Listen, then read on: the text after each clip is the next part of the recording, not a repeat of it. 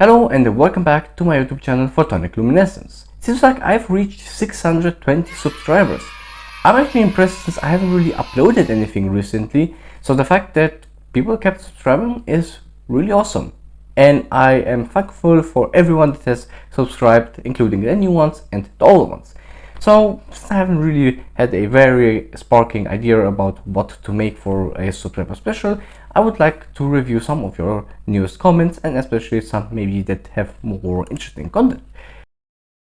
Let's have a look at the first one. This is under the Philips Master 70 watt high pressure sodium lamp, and very cool. I like how you can dim it all the way. You can't really dim high pressure sodium lamps. Now you can correct me in the comments, but I don't think you can really dim high pressure sodium lamps. So let's see. There was actually a very interesting comment here, which I have spotted. So, can it warm the room? Just a small 3x4 bedroom. This is an interesting question because it's not the first time someone asks me if an incandescent light bulb could heat up a room, and I think it's really much easier to understand why compare it with a actual heater. I have a 2000 watt heater, and even that heater takes its time to actually heat up the room, especially because a cold room has cold walls, a cold floor and cold objects, and they also absorb the heat. So in a way or another, heating up a room does take quite some energy, and a incandescent light bulb, especially 80 watts, that's not really a lot of energy. And here in my country, currently 200 lumens per watt. No, not 210 per. So there'll be rating.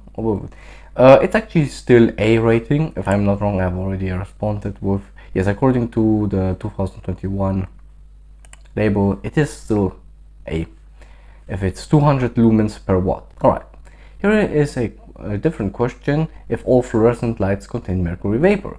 Yes, of course, all fluorescent lamps really use mercury, even cold cathode lamps, although that really depends, because if it's really like a sign, then you don't really need one. Don't need mercury because you have neon, and then that's the desired look. But if you want a fluorescent cold cathode lamp, then you most likely use mercury vapor nonetheless.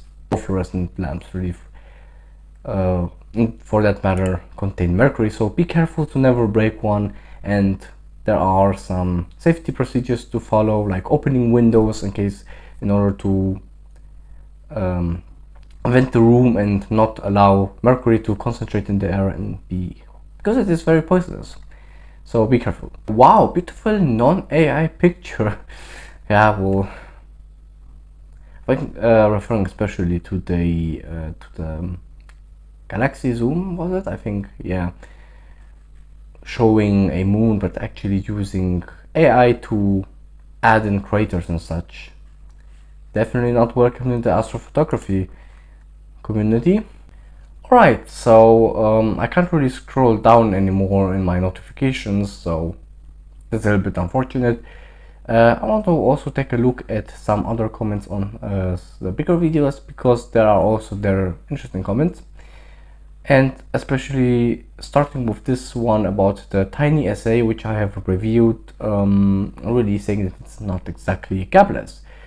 I argue it is gapless because it is a full band spectrum analyzer, meaning that you do not have gaps. I have, for example, seen some radio scanners that in fact have gaps, because it's not interesting to have certain parts of the spectrum that are not occupied by absolutely no one. So I do agree that the Tiny SA is very slow when scanning for that, because the precision is just much higher, and I think the processor can't take it. But besides that, I still call it gapless in that sense that it is a full band spectrum analyzer.